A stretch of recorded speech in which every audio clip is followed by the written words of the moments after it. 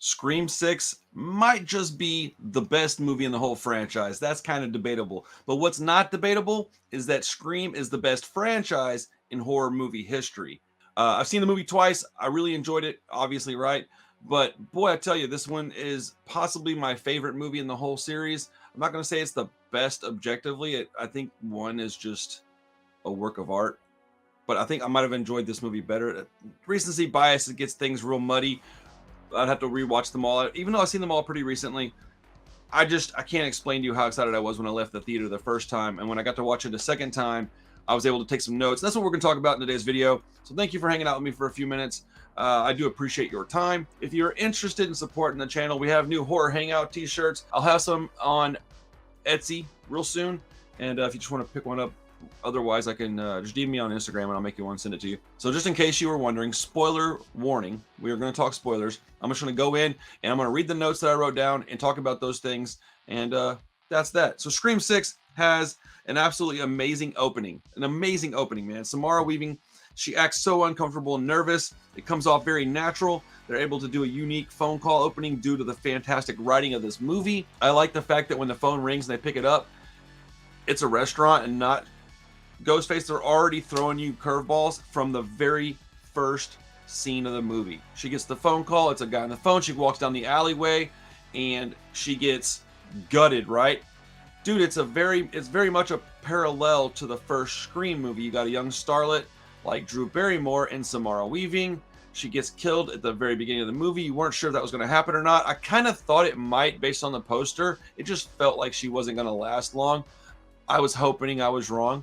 I do like that she was a film teacher, though. That was kind of cool. And that the kid that ended up killing her, the kid from Spider-Man, was bitching about she gave him a C on his Giallo, I guess, paper or whatever. And then later on, they referred him to that Giallo dork that's obsessed with Fulci. I thought that was awesome. Weird personal connection to the movie. I don't know if this was done intentionally or not, but like 2 weeks ago at my work, I work at Alamo Draft House, we got some new tequilas in. And then the same tequila that we got in was prominently displayed in this movie. It was the one that he poured the shot for Samara Weaving to drink. That same tequila we just got, I don't know, it's just very strange. I wonder if that was done in, like, I wonder if they started pumping out that stuff to places knowing it was going to be in Scream. I don't know. It was very strange. I just happened to catch it and was like, hey, wait a minute. I even asked one of my coworkers, like, did you see that? And she said, yeah. It just makes me curious as to why we suddenly got it. The movie's so good that by the time you get to the end, you forget how good and how impactful the opening of this movie is.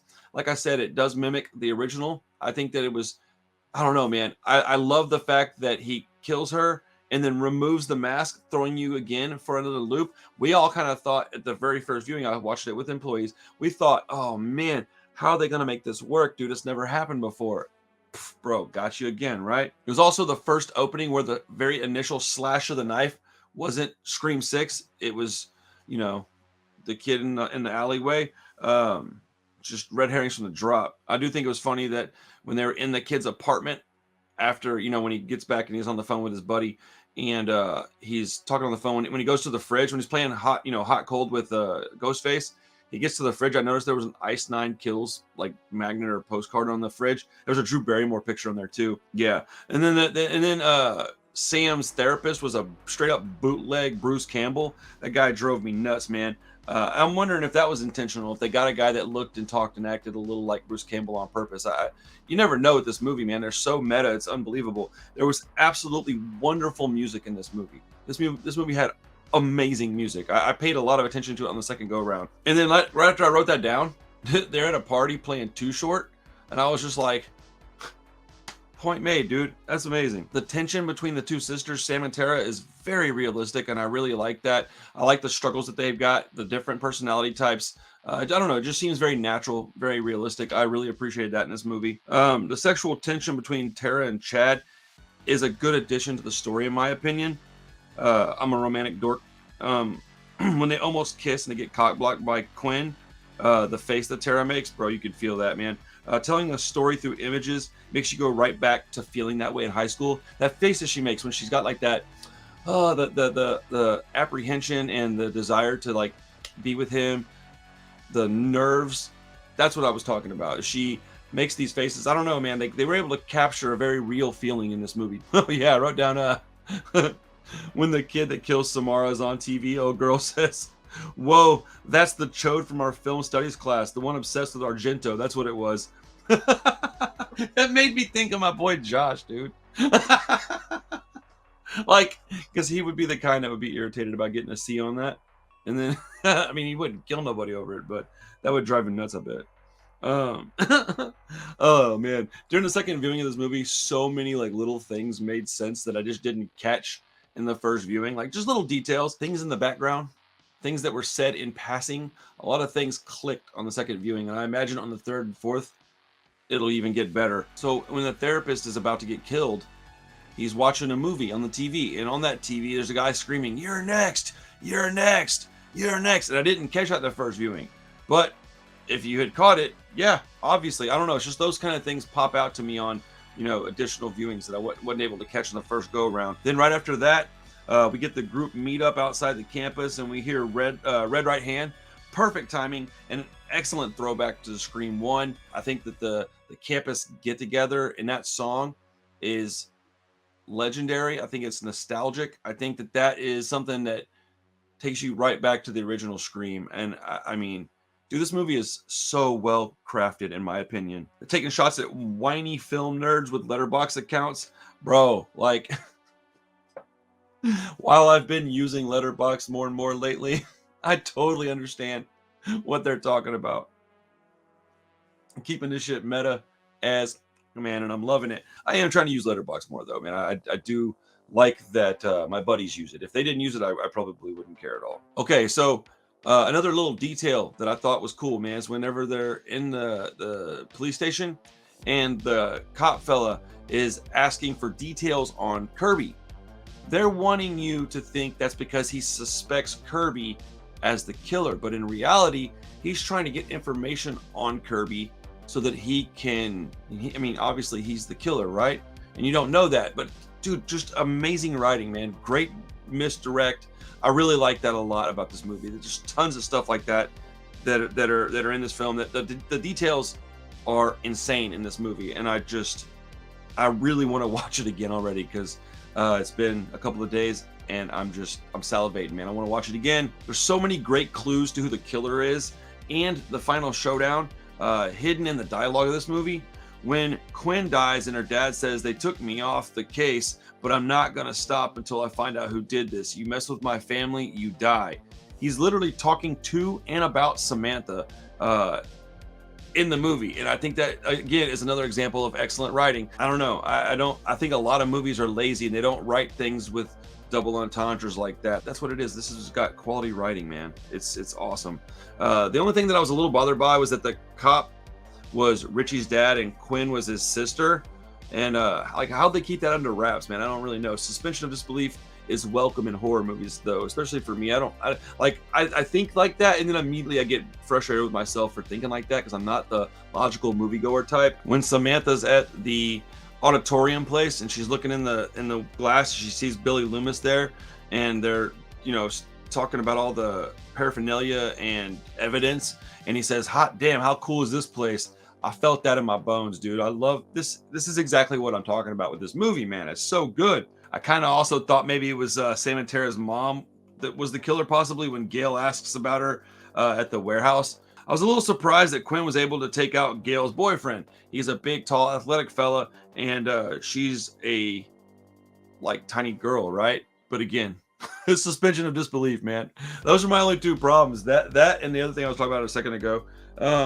Oh yeah, about keeping that under wraps. That they were. Oh, they mentioned. I'm tripping, dude. They mentioned they mentioned how they were able to keep under wraps that they were Richie's family because it was a roommate lottery system in the college. They had to finesse that to get them in the room. So I guess that's how they did that. But there's some truly scary parts in this movie when Mindy misses the train and she's on the other train. You can just see it, man. She became she's a character that I don't like, man, but she had some of the best parts in the whole movie, man. I don't like her character, but she had some amazing parts in this film. I've seen her do some interviews. She seems like a lovely person in real life, though. So I don't think I would connect those two things and go, oh, because I didn't like that character, I don't like her. No, no, no. I just didn't like that character very much. I didn't like her in last year's either. So, but as an actor and a person, awesome. You can feel the fear from her on that train. I was scared. I don't get scared in movies. I was scared for her at the bodega when Samantha and Tara are crawling around the floor and being chased. I mean, that was scary, dude. Like, I don't know. They brought this one down to earth a little bit. It was a little more, you know, the scenarios that they were placed in that put them in danger were a little more realistic to a certain degree. You know, being a horror movie and all.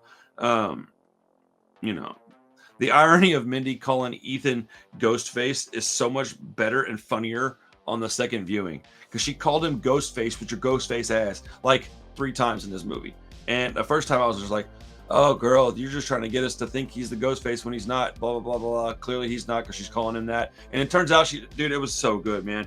And then I'm also super down with Chad and Tara. I'm super down with it. I'm also down with the core 4. Me, Josh, Chris, Hugh. Core 4!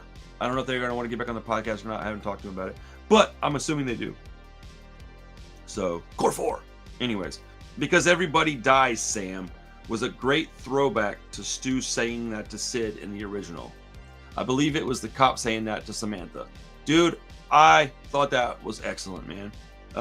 When Samantha pulled the mask off, oh my goodness gracious, I thought that was hot, man. I was into that, man. I mean, you know, obviously it was just a little bit of a cheeky, you know, blah, blah, blah, don't you wish type of thing. But then, oh, dude, when she stabbed him in the eye and pulled the eyeball out, bro, this movie was so good, man. I don't know. Those are some things that I wrote down. That's just stuff that caught my attention on the second viewing. I do plan on watching it some more, maybe do another video. All I really was hoping to do with this video was start some conversation in the comments so we could talk about it. This is a spoiler conversation. So what were your favorite parts of the movie? What are things that you like about Scream? What are things you didn't like about the movie? Where do you think this ranks amongst the Scream films in the franchise? And where do you think Scream ranks amongst all horror franchises? Obviously, I think it's the best.